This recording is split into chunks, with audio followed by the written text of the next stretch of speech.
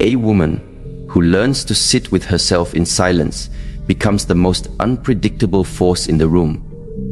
Not because she intends to dominate, but because she no longer needs to. Silence in a noisy world is misunderstood. It is often mistaken for weakness. But there is a kind of silence that is not born of suppression, but of strength. The kind that doesn't beg to be understood, because it already understands itself.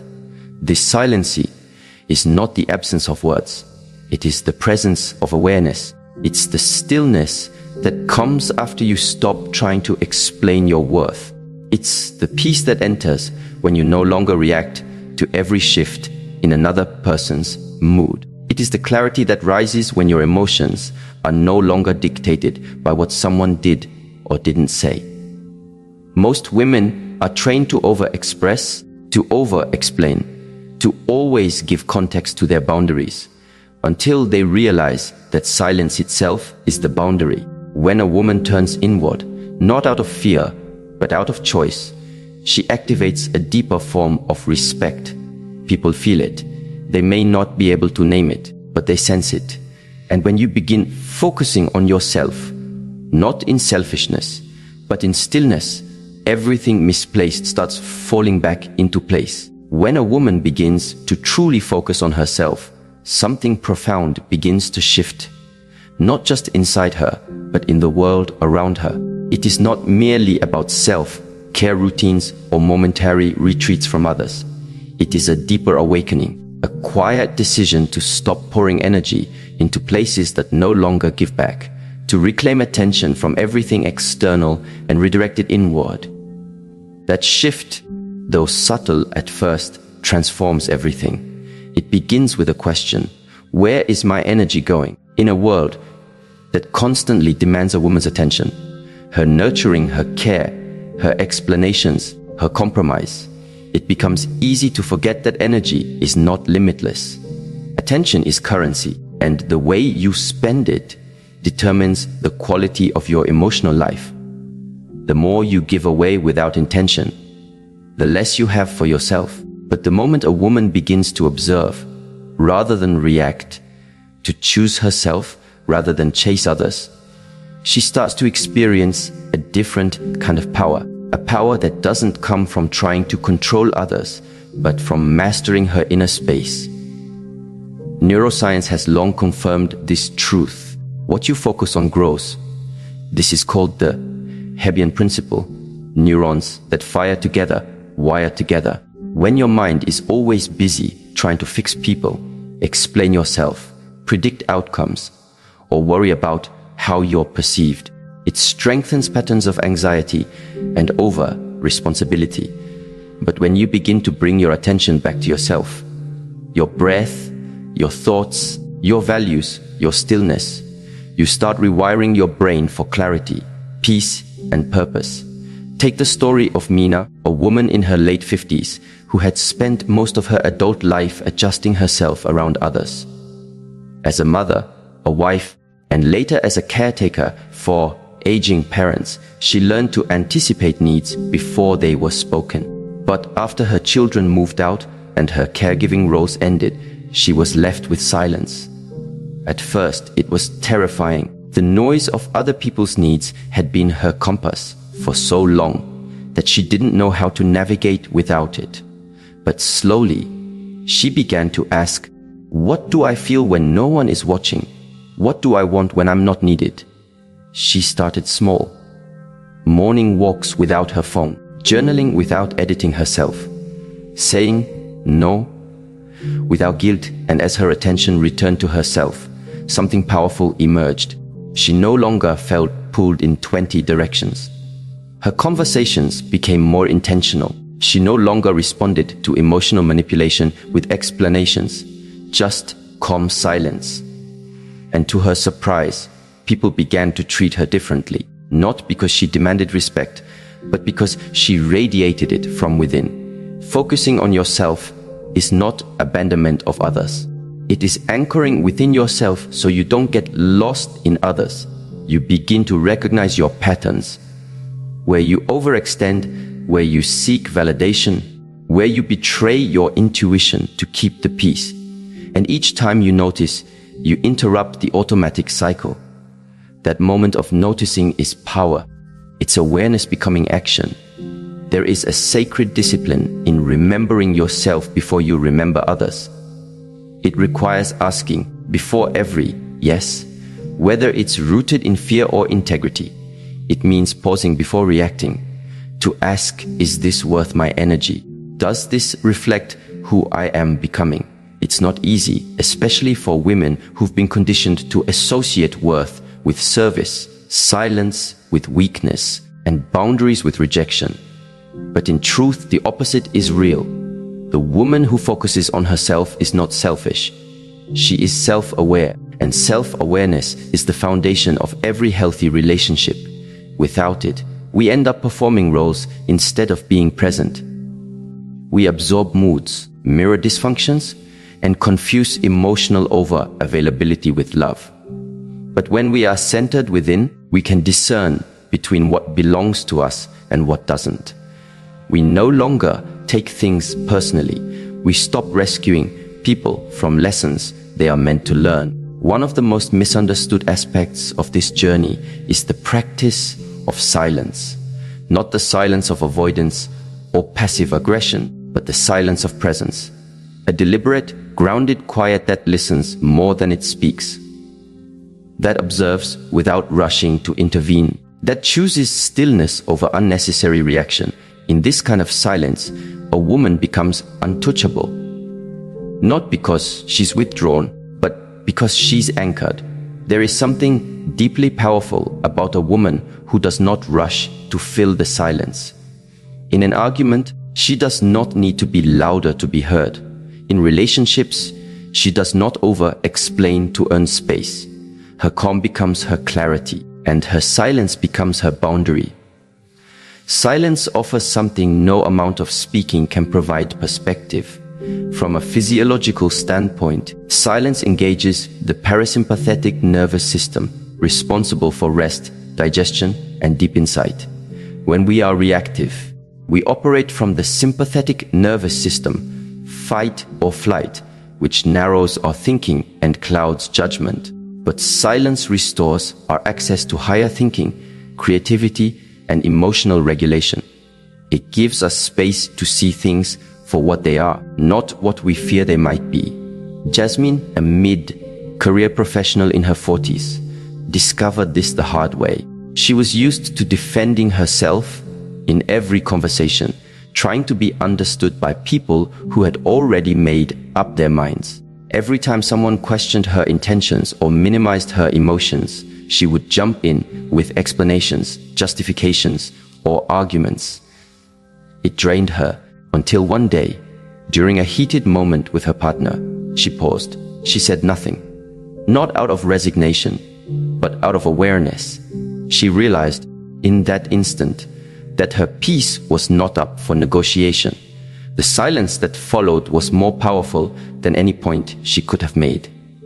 It unsettled him, not because she was trying to hurt him, but because for the first time, she didn't make herself emotionally available for conflict.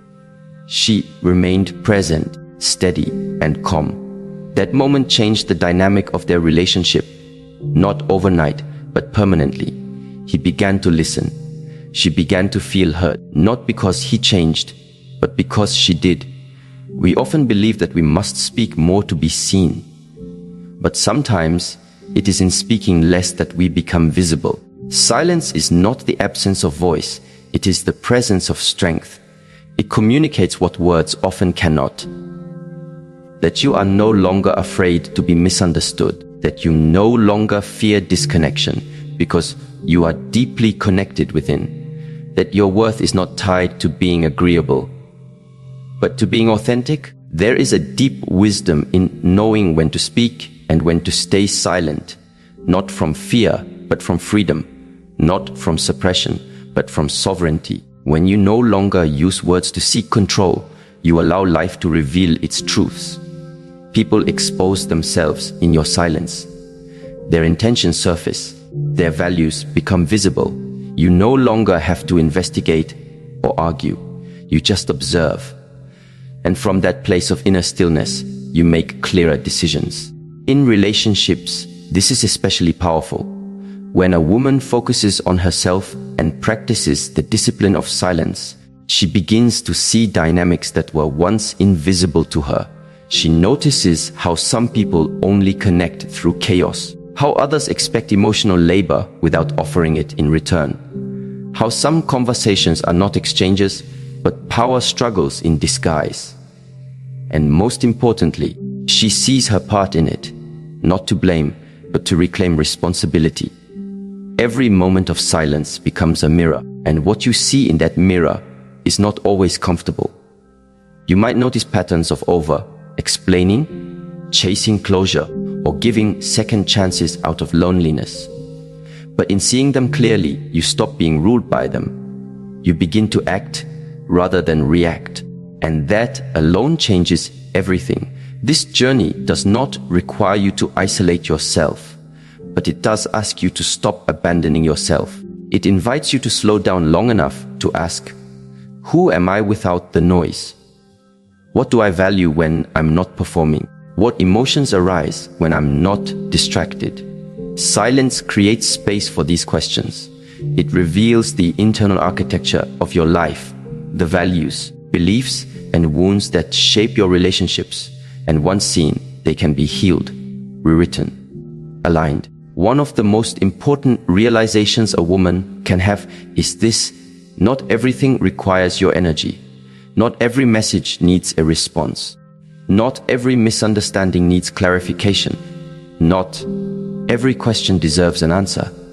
The moment you realize that your presence is enough, you begin to conserve your energy for what truly matters. This kind of self-focus is not a destination. It's a daily practice. A return, again and again, to the present moment, to the breath, to the truth that you don't have to chase what aligns with you. You attract it by being aligned. And so the silence continues, not as an escape from the world, but as a deeper way of engaging with it, with clarity, with discernment, with grace. A woman who focuses on herself and stays silent does not disappear. She becomes more visible than ever, not in noise, but in essence, and the world cannot help but rearrange around her. A woman who learns to master her emotions is not just in control.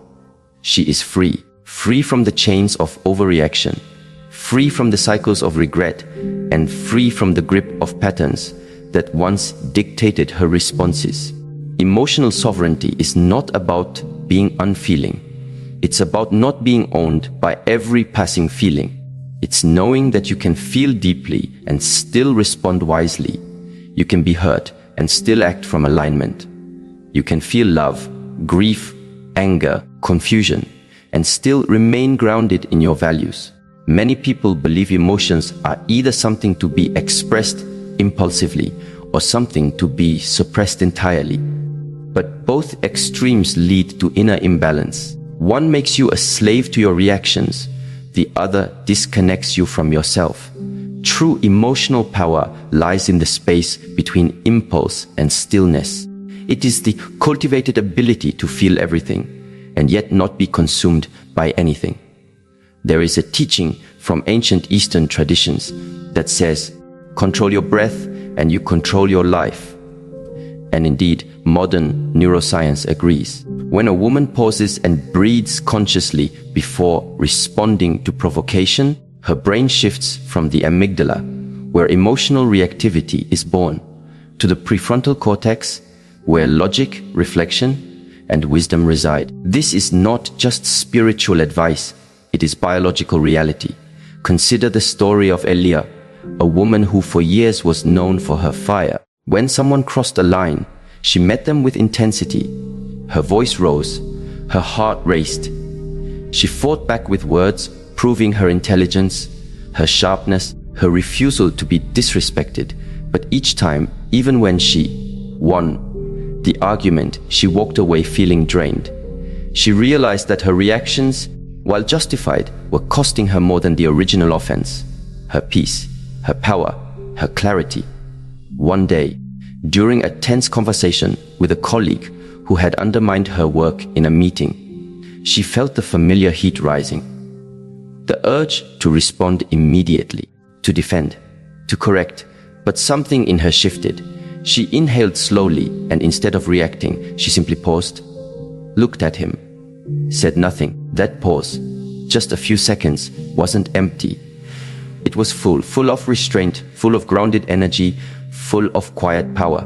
In that pause, she realized something. The need to prove yourself is often born from the fear of being unseen. But when you know your worth, you no longer perform it for others. You hold it quietly, and the world learns to feel it without being told. The pause gave her time to assess, was this worth her emotional investment? Did this person truly have the power to define her value?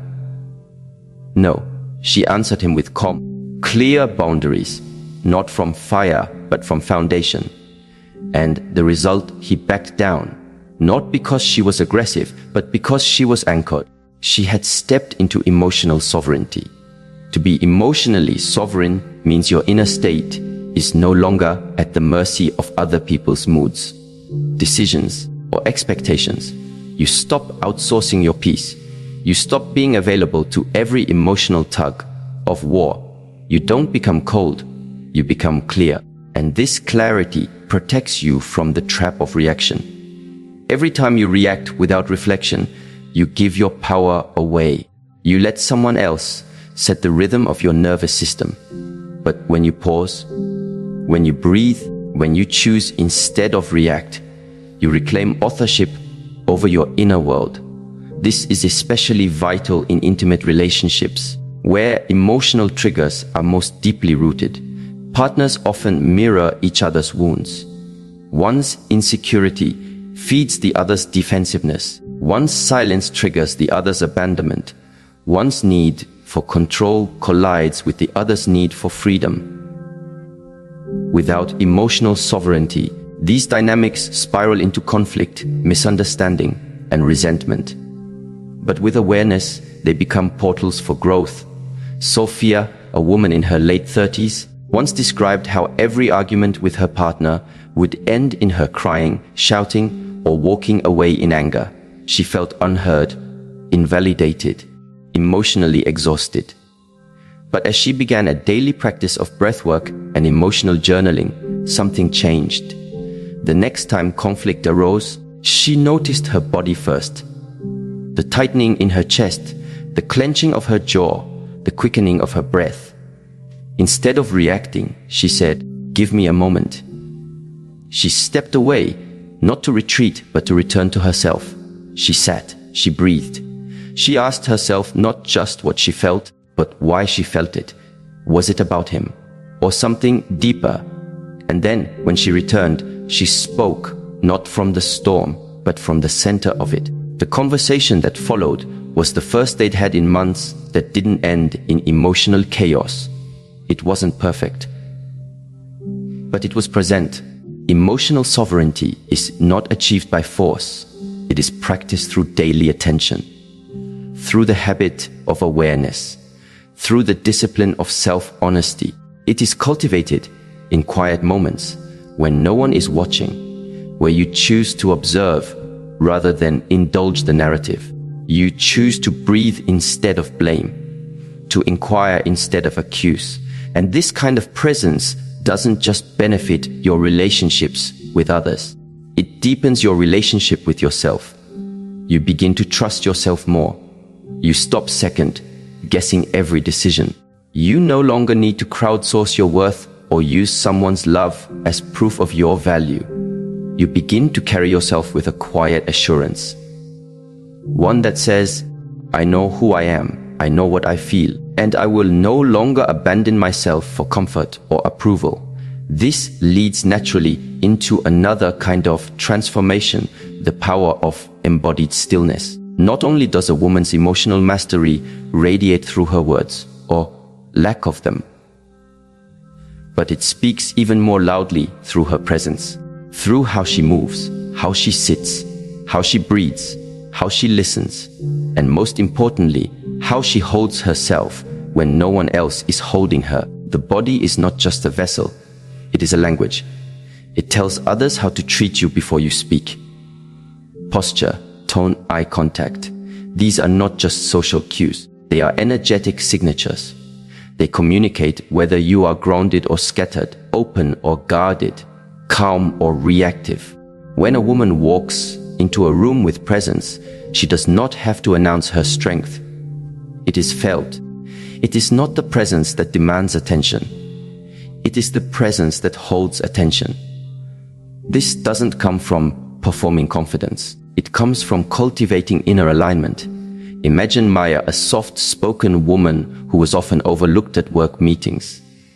Her ideas were good, but she presented them hesitantly, eyes down, voice low, shoulders slightly hunched. She didn't realize her body was communicating doubt, even when her words were clear. After attending a somatic awareness workshop, she began to practice a new habit each morning, standing barefoot for 5 minutes, breathing deeply, rolling her shoulders back, grounding her feet into the earth. Over weeks, something shifted. She wasn't trying to be someone else. She was returning to herself, inhabiting her body fully. Her voice became steadier. Her presence expanded. The next time she spoke in a meeting, people listened, not because she shouted, but because she spoke from her center. And her body confirmed what her words said. I believe in what I'm saying. And so others believed her too. This is the unseen power of embodied stillness. You don't have to yell to be heard. You don't have to push to be taken seriously. You have to be aligned internally and externally. Breathwork, posture, stillness. These are not just wellness trends.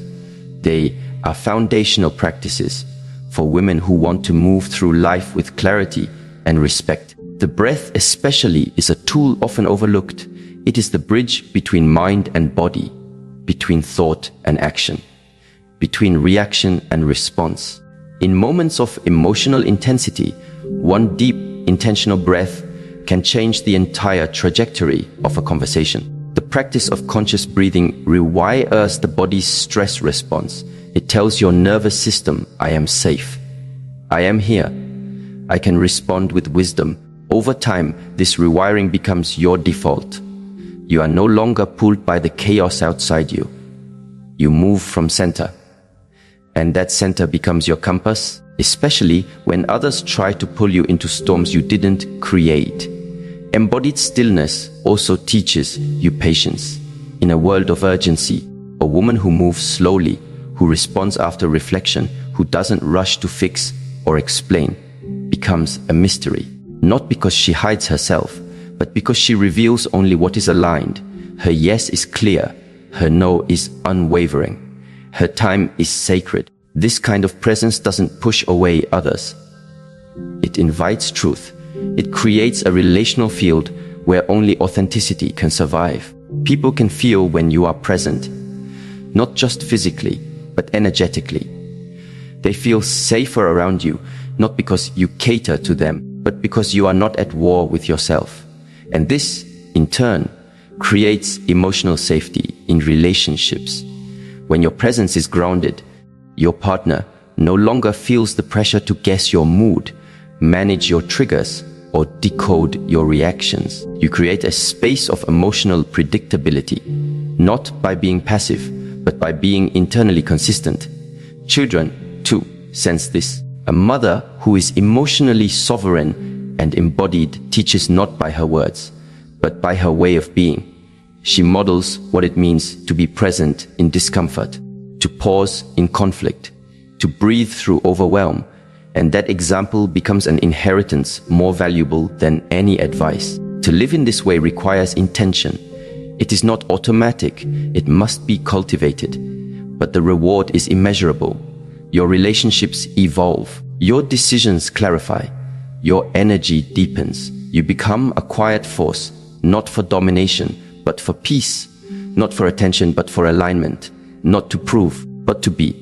And in that being, others are moved, not by what you do, but by who you are, because you are no longer just reacting to life. You are responding to it from a place of inner truth.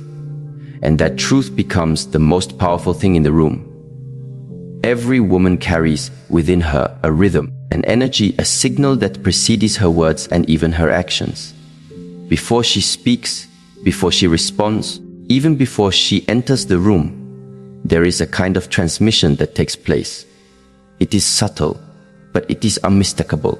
It is her emotional frequency. And the truth is, people don't just hear what you say, they feel who you are. The mirror effect teaches us that relationships are reflections. What we carry inside, we end up projecting outward. What we avoid internally often manifests externally in the people we attract or repel, in the conflicts we repeat, in the silence we endure, and even in the love we accept. When there is inner disorder, chaos seems to find us no matter how much we run from it. But when there is inner peace, things around us begin to quiet down. Not because the world changes, but because our relationship with it transforms. Imagine a woman who carries unresolved grief in her heart. She may look composed, even smile in public, but something in her frequency speaks of heaviness. Without realizing it, she attracts partners who are emotionally unavailable, mirroring back her own disconnect. Or think of a woman filled with self-doubt. She may speak words of affirmation, but her energy subtly communicates hesitation.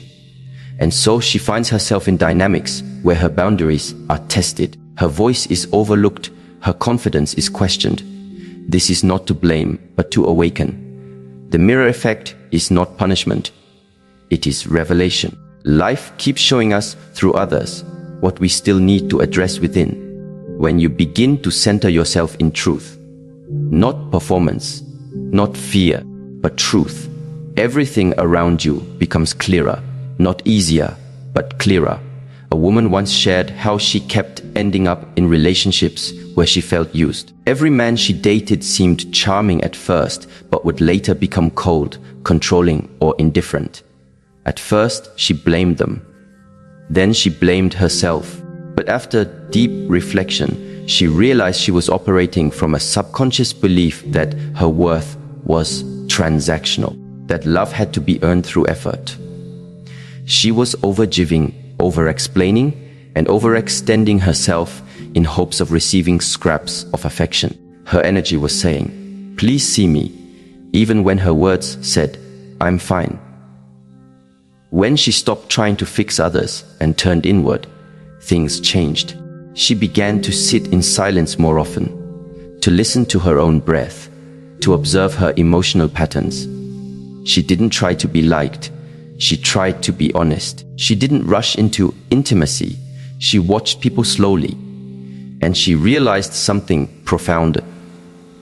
When she became emotionally consistent with herself, people could no longer manipulate her.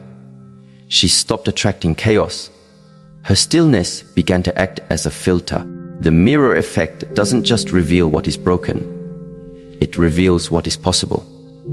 When your internal world is ordered, aligned, and nourished, your relationships become reflections of that harmony.